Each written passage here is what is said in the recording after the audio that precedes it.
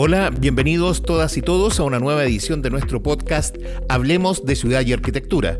Esta iniciativa de reflexión y extensión académica es producida por la Facultad de Arquitectura y Ambiente Construido de la Universidad de Santiago de Chile. En el capítulo de hoy nos acompaña Germán Pinto Perry, contador público y auditor, magíster en Planificación y Gestión Tributaria y doctor en Ciencias de la Administración, exgerente de impuestos de PwC, académico desde 1998 de esta casa de estudio, asesor de empresas, autor de 6 libros y columnista permanente del diario Estrategia. Bienvenido, Germán. Muy buenas tardes, muchas gracias por la invitación. Hoy, a pesar de que hablaremos sobre tributos o impuestos en ciudad y territorio, me gustaría conocer antes qué desafíos académicos y de investigación en el corto plazo te quitan el sueño. Muchos. Estamos a puertas de una reforma tributaria que se viene anunciando ya hace mucho tiempo. Se supone que ahora, los primeros días de septiembre, se ingresa, la cual va a afectar el impuesto a la renta. Y aquí hay que entender varios temas y que se enlaza mucho con el que vamos a conversar. Hoy día se está discutiendo una ley que ve el tema del cumplimiento tributario, que es cómo se pagan los impuestos de una buena forma, nuevas facultades para el Servicio de Impuesto Interno, el tema del levantamiento del secreto bancario, etcétera, etcétera. Y eso es parte de la operatoria, la fiscalización de cómo se cumplen los impuestos. Y lo que vendría prontamente sería una reforma tributaria que modificaría el impuesto a la renta. Cuando hablamos de impuesto a la renta, muchos que emiten boletas de honorario hasta hace un par de años eran un 10% de retención y hoy van en alrededor del 13%. Ya, aquí el impuesto a la renta tiene dos grandes impuestos: el impuesto a la renta de capitales y la renta del trabajo. Dentro del grupo de la renta del trabajo están los sueldos y los trabajos independientes, las boletas. Y claro, en las boletas era un tema de que te hacía una retención de un 10%, que el legislador obligaba a las personas a hacer un ahorro, porque ese ahorro después se imputaba a la declaración de impuestos.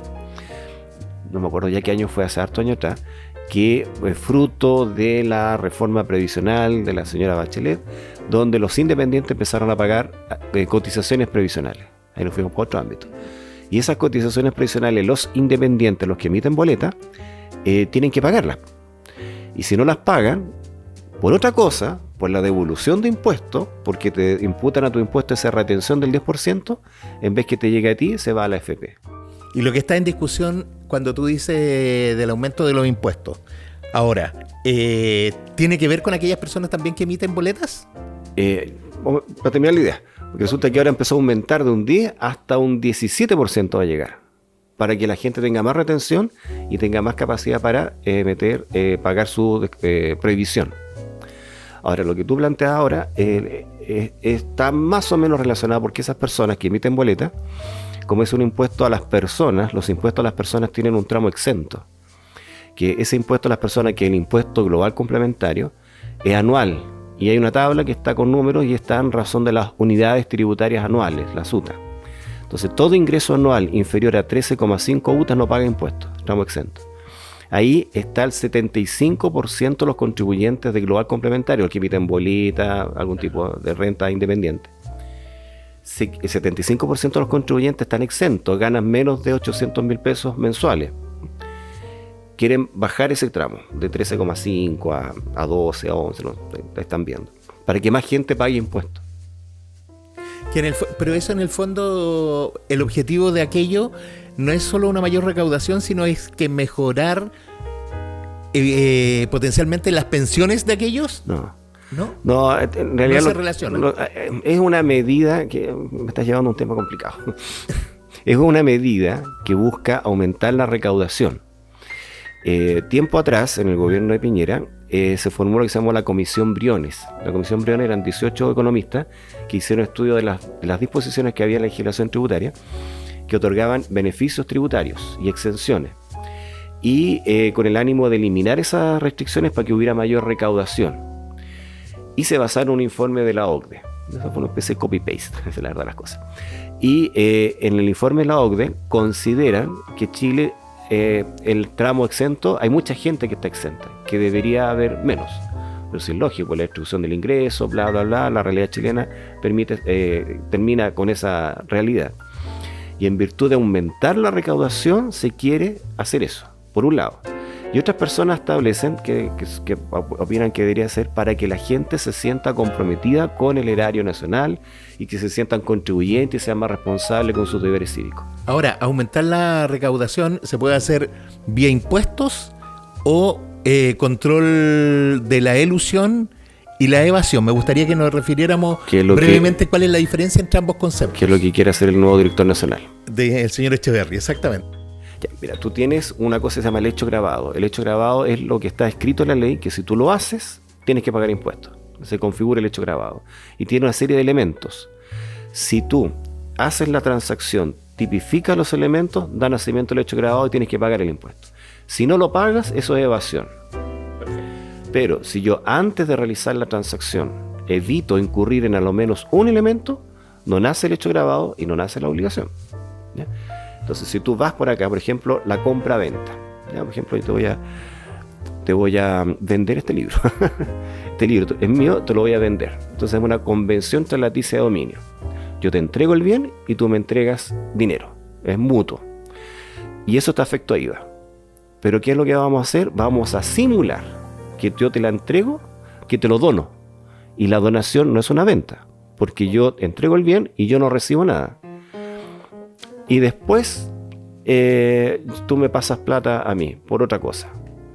Entonces estamos mintiendo. Eso ya es una ilusión, porque es evitar el incurrir en el hecho grabado, pero se le pone un apellido, con simulación o abuso de figura jurídica.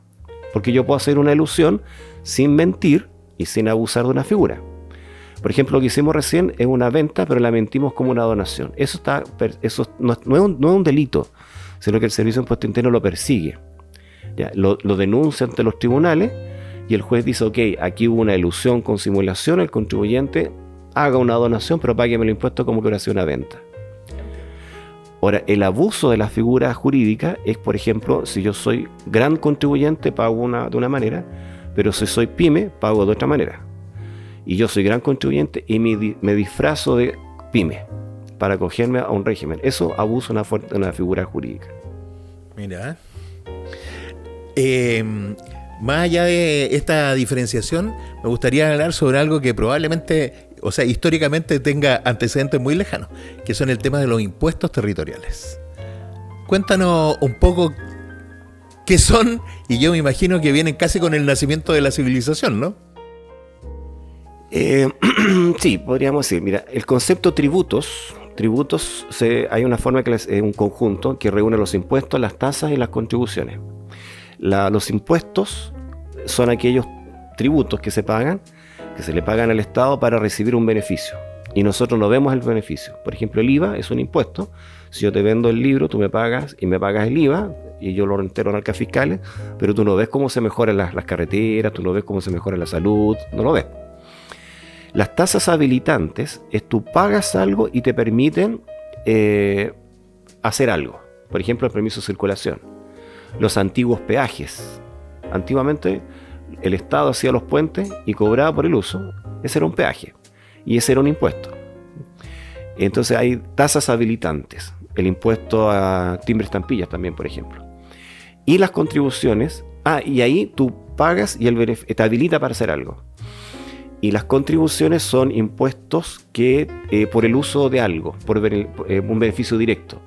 Por ejemplo, las contribuciones de bienes raíces es por el hecho de yo tener una casa en un ambiente urbano y con las contribuciones yo retribuyo a ese ambiente urbano en el cual está ubicado mi bien raíz. Ahora, a nadie en general le parece sensato que tú has hecho el esfuerzo de pagar sin ayuda del Estado tu propia casa tenga que seguir pagando. ¿Cómo explicaríamos que es razonable a aquellos que piensan así? La potestad tributaria es la capacidad del Estado para cobrar y crear tributos. Y se supone que el Estado tiene ese poder porque todos somos, como decía Aristóteles, somos seres políticos y vivimos en una comunidad, queremos vivir en una comunidad, y al vivir en una comunidad alguien nos tiene que administrar la libertad y darnos ciertos beneficios. Por eso vivimos en una sociedad, y esa sociedad tiene un poder, y a ese poder nosotros entregamos nuestra libertad para que él la administre y nos dé beneficios. Entonces, si ese Estado... y esos beneficios hay que financiarlos. Entonces, yo pago mi impuesto para traer beneficios. Y en una columna que yo escribí hace unos años atrás, yo hablaba de que la ilusión era cosa de una ecuación. La ecuación es, pago el tributo, tiene que ser igual al beneficio que me llega. Entonces, si yo pago el 50% de mi ingreso y si me pasa algo, mi señora lleva un teléfono gratuito y viene una ambulancia con médicos, los mejores médicos del país, me toman, me hacen examen, si estoy mal, me llevan en helicóptero al hospital y todo eso está financiado con los impuestos, yo pago feliz el 50% de mi ingreso. Pero si yo me pasa algo, mi mujer llama, no, es que no hay ambulancia, llega una ambulancia que quedó en Pana, voy para allá, tengo que pagar un copago que es como 3 veces lo que me cobra. Entonces, no estoy recibiendo lo que estoy pagando. Y ahí la ecuación flaquea y ese delta, ese desánimo al contribuyente se convierte en evasión, en ilusión. Entonces, y así se crean todos los impuestos. Y el impuesto a las contribuciones es un impuesto al patrimonio por el solo hecho de tenerlo. Y el beneficio que yo tengo por la casa es porque estoy en un lugar urbanizado, que tengo tendido eléctrico y pavimentación, y tengo que pagar por eso. Y por eso que me cobran. Y respecto al tema como del uso de la autopista y el pago del TAC, ¿se podría considerar un impuesto territorial? No, esos son tasas habilitantes. Ahora, primitivamente las tasas habilitantes eran impuestos que se le pagaba al rey que hacía el puente o al Estado que construía el túnel. Pero por el tema de eficiencia, a principios de los 90, el otrora ministro de Obras Públicas, don Ricardo Lagos, impulsó el tema de las concesiones porque se necesitaban obras públicas y el Estado es ineficiente, nos guste o no nos guste, es ineficiente por definición para hacer negocio. ¿Por qué? Porque siempre va más lento. Entonces tú no puedes poner a un dinosaurio o un elefante muy grande a bailar ballet con puros delfines. Entonces ese es un problema. El Estado en sí, nos guste o no nos guste, es lento. ¿Ya? Lo digo eso para todos mis amigos estatistas. Porque entonces por eso va con los particulares y les da la posibilidad que ellos, buscando el lucro, sean más eficientes y construyan el túnel. Pero ellos tienen que tener una retribución. Entonces todos nosotros con los impuestos les pagamos de un paraguaso, o el Estado dice, mire, ¿sabe qué más? Usted explote esto. Entonces el Estado... Y se fijan las condiciones, se fija el plazo, las características, etcétera. Yo me tocó cuando era un joven auditor en PricewaterhouseCoopers, PwC, auditar el túnel El Melón, ¿ya? Cuando se estaba recién haciendo, ¿ya? Y era muy divertido porque existe la ley de concesiones, que es una ley marco, y por cada proyecto se hace un proyecto, un decreto de ley particular. El decreto de ley es un contrato en que el Estado de Chile se compromete con alguien. Por lo tanto, la otra parte tiene el Estado de Chile como contraparte, o sea, todos responden. Y le garantizaba un flujo, en cierto lapso, un flujo. Y sobre la base de ese flujo, ellos calculaban su retorno. Y el contador me decía, no, si este proyecto en 10 años se recupera, el peaje, 2.500 pesos de lunes a domingo, no necesita aumentarse. Mira cuánto está el peaje hoy del túnel Melón. Sí, algo pasó ahí, no sé, los cálculos no se hicieron bien. O se hicieron obras complementarias. Claro, porque ahí arreglaron la cuesta. A lo que me refiero, claro, porque hay otros estándares de seguridad, probablemente, de iluminación, etcétera, como de apoyo también de ruta. Ahora. Es que supone que todo eso queda cuando tú haces contrato de ley, te exigen, tú tienes que hacer esto, y sobre la base de eso tu proyecto es tu flujo. Y de ahí sale ese peaje, que es una tasa habilitante, pero que lo está cobrando un particular. Ahora, respecto del tema de las contribuciones, la pregunta es, ¿la ley regula a qué se destinan o a qué debieran destinarse esos fondos? Cuéntanos un poco sí. ¿Cuál es el destino? El impuesto territorial es un impuesto que va en directo beneficio para las municipalidades. Entonces, bien que está ubicado en la municipalidad, le retribuye a la municipalidad lo que yo decía, la urbanización, la seguridad, el aseo, aunque el aseo te lo cobran aparte. Y está dentro de los tópicos que tienen las municipalidades como sus ingresos. Las municipalidades tienen las patentes municipales, los permisos de circulación, las contribuciones, bienes propios, las multas. Ajá. Creo que son como 5 o 6 ítems que son los ingresos que tienen las municipalidades. Y un flujo que les llega de la redistribución un flujo solidario que tienen las municipalidades. Del Fondo Común Municipal. Pero entiendo, pero el total, quiero solo precisar, el total del aporte, del monto de las contribuciones, es para la administración municipal? ¿O hay un fondo común? No, para también como en el caso de los permisos de circulación está... No, va para las municipalidades. Tengo entendido que para las municipalidades. Cuando hablamos de contribuciones uno podría establecer algún promedio. ¿Tú tienes alguna cifra respecto de una comuna comparada con otra? Sí. Como para ver los órdenes de magnitud. Las contribuciones se calculan sobre un porcentaje bastante bajo, 1,4, que se tengo entendido, 1,2, 1,4, del avalúo fiscal. Y el avalúo fiscal es una valorización que hace el Servicio de Impuesto Interno de acuerdo a ciertos parámetros que tiene una unidad de evaluaciones. Y sobre la base de eso, cada 4 años el Servicio de Impuesto Interno va haciendo la tasación de los bienes raíces y de esa forma calcula las contribuciones. Y hay ciertos parámetros. Todo bien raíz ahí hasta estamos exentos de acuerdo al avalúo fiscal. Lo último estamos exentos y está como 55 millones de pesos. O sea, todo bien raíz cuyo avalúo fiscal sea inferior a 55 millones de pesos no paga contribuciones. Porque se considera que es muy poco y en realidad es para gente que vive en una casera chiquitita. Eso implica que las comunas rurales, lo rural tiene otro tema, voy a hablar solamente de lo que es urbano. Las comunas cuyas casas son más modestas tienen menos ingresos de contribuciones. En contraposición de las comunas que tienen casas más grandes, más caras, tienen más contribuciones. Entonces, y ahí tenemos los edificios. Las Condes tiene el 80% o 90% de sus bienes raíces están afecto a impuestos. Entonces el 80% está sobre 55 millones de pesos. En cambio, como municipalidades como San Bernardo, San Joaquín, muchas están bajo los 55 millones de pesos. Entonces se calculan que de 1 de 3 casas en la región metropolitana está afecta a impuestos.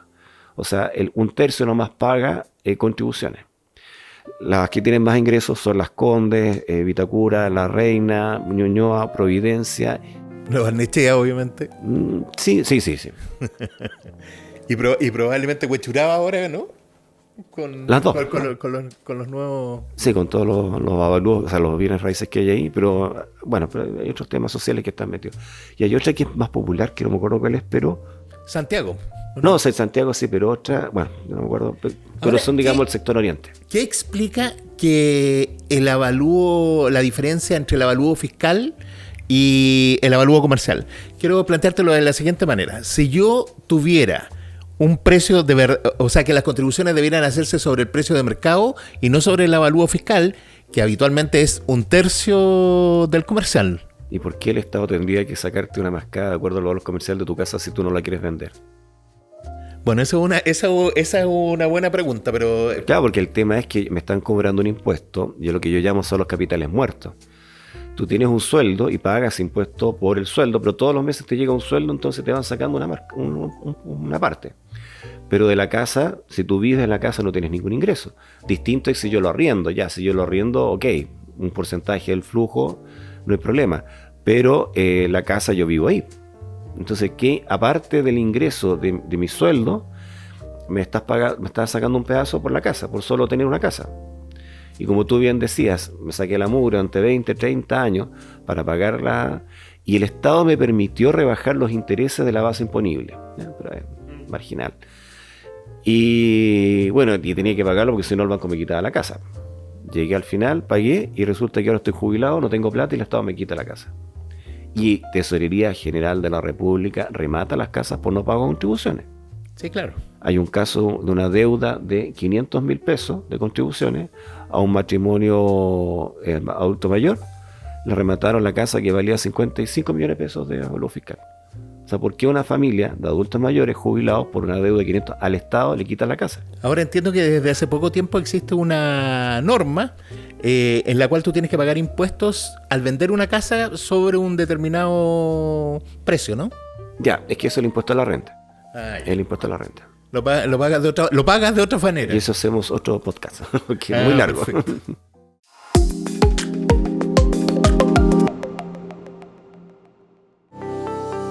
La Facultad de Arquitectura y Ambiente Construido de nuestra Casa de Estudios busca, mediante una formación de excelencia, entregar a Chile y al mundo profesionales con una sólida formación técnica y valórica.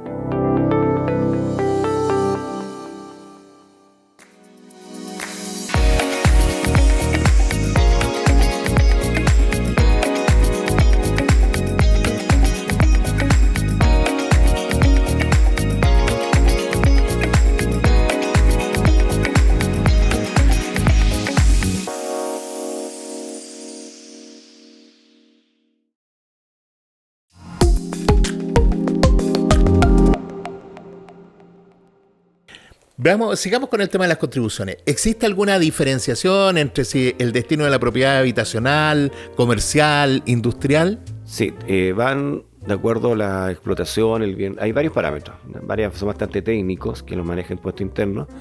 Hay consideraciones generales que están en la ley de la renta, de la renta del impuesto territorial. Y sí, ahí se va diferenciando de acuerdo si es urbano, es rural. Si es rural, de acuerdo si tiene construcciones. Si es rural sin nada, eriazo, tiene una valorización. Y ahí vienen otras cosas más, porque para que no hubieran terrenos eriazos, se le aumentaron las contribuciones a los terrenos eriazos. Es más caro pagar contribución de un terreno eriazo que un terreno construido. Entonces, si usted tiene un terreno, póngale algo, urbanícelo, ponga una casita, vaya a la municipalidad, haga recepción de obra para que le bajen las contribuciones. Yo tengo un terreno en la costa donde está la casa de mis padres y el mío que no construyó nada, y yo pago más contribuciones que mis padres. Ah, mira, no lo conocía. En Chile, ¿tú consideras que respecto del tema del impuesto territorial, pagamos poco, mucho, y si es así, en cualquiera de esas magnitudes, respecto a quiénes? ¿Respecto a la OCDE? ¿Respecto a los países vecinos? Lamentablemente, para hacer esa comparación tenemos que meterla dentro del saco de los impuestos patrimoniales. Y en Chile los impuestos patrimoniales son pocos. Este es uno, yo diría que es casi el único, porque el impuesto al permiso de circulación es un derecho habilitante. Pero aquí creo que sería hasta el momento el único que habría. Si lo comparas con la OCDE, claro, es poco, porque en la OCDE hay otros impuestos patrimoniales por el solo hecho de tener otros bienes. No voy a hablar del impuesto al lujo, de los yates, los aviones, porque ya es otro tema. Ya, y creo que los contribuyentes son más chiquititos, otro segmento. Pero la casa, claro, es poco y se recauda poco.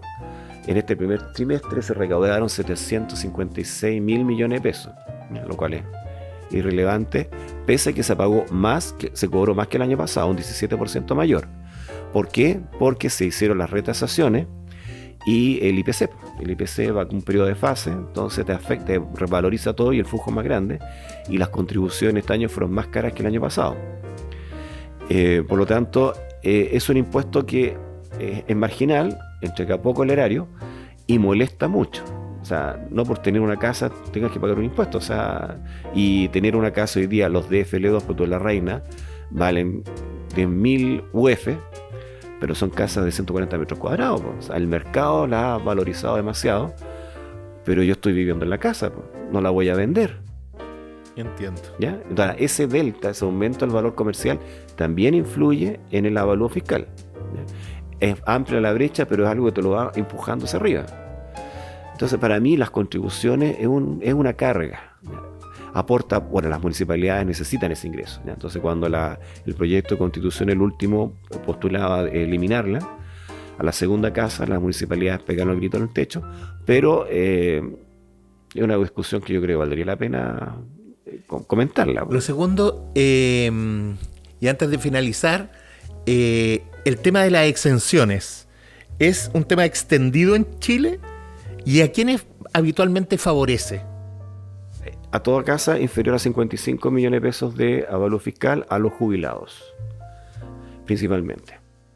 ¿A ellos los favorece? Sí, ellos no pagan, tienen que hacer un trámite que ya llegan a adulto mayor, no jubilados, adulto mayor, 65 años, 60 años la mujer, van a la municipalidad, hacen un trámite, que puede ser un poquito engorroso, ¿ya? Pero logran no pagar contribuciones. Pero instituciones públicas, estoy pensando en policiales, fuerza armada, etcétera, ¿pagan contribuciones o no tiene mucho sentido eso? No tiene mucho sentido, pero si yo soy empresa pública, una municipalidad, y arriendo un inmueble, mi arrendatario tiene que pagar contribuciones. Pero en el caso de las empresas del Estado, ¿ellas sí están obligadas a pagar contribuciones? Estoy pensando, no sé, Codelco, etcétera. Pero Codelco ocupa un espacio que no es fiscal, creo. Ahora, las minas son actos comerciales que tienen que pagar en la patente municipal, una contribución. Bueno, mira, antes de terminar esta interesante conversación, quiero que hablemos sobre el libro que tiene sobre la mesa. Cuéntanos un poco. Yo soy columnista del diario Estrategia y revista Gestión, una revista que tenía cuando el diario Estrategia era... ¿Voy a mostrar la cámara? Cuando era papel, tenía una revista, y yo soy académico del año 98. ¿ya? Y a mí siempre me ha gustado escribir, y cuando estaba en la universidad mandaba columnas al Mercurio, salieron como 2 publicadas. Fue una cuestión como una catarsis, que tú ves un tema y como ciudadano, bueno, ¿qué hago? Me pongo a pelear con mis compañeros, refome. Quise hacer algo y mandé 2 cartas y fueron publicadas. Y después cuando fui académico, habían unos convenios con el Mercurio y de repente se podía escribir. Pero por esas cosas del destino me contacté con gente de Estrategia y me permitieron escribir en la revista Gestión. Y esa era una revista mensual y yo estaba terminando el magíster y hice mi magíster en fusiones de empresas. Y escribí de fusiomanías, porque hace tiempo había muchas fusiones en Chile. Les gustó, todos los meses me pidieron una columna, una página. Y en el año 2000 yo publiqué mi primer libro de fusiones. ¿ya? Y invité a don Víctor Manuel Ojeda, el director de Estrategia, al lanzamiento del libro, y me dijo, Germán, escribe en el diario. Y ahí empecé a escribir. Y en ese tiempo era en papel, pero no era periódico. Después Estrategia fue online, y me dijeron, escribe más seguido, pues total, no es problema de espacio. Y ahí ya, todos los lunes escribo en el diario Estrategia, y de tema tributario, y gracias a Dios, gracias al Estado de Chile, hemos tenido reformas tributarias constantes, así que el tema tributario ha sido bastante dinámico. De interés. ¿Y ese libro? Y este libro reúne algunas columnas del año 99 a la fecha, y las clasifiqué en 6 capítulos.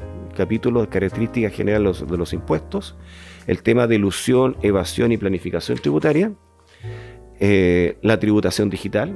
Yo en el año 2000 estaba hablando de cómo se deberían tributar las transacciones por internet, y si era conveniente o no. Y en el año 2020, o sea, 20 años después, se grabó con IVA los servicios digitales de streaming, todo eso.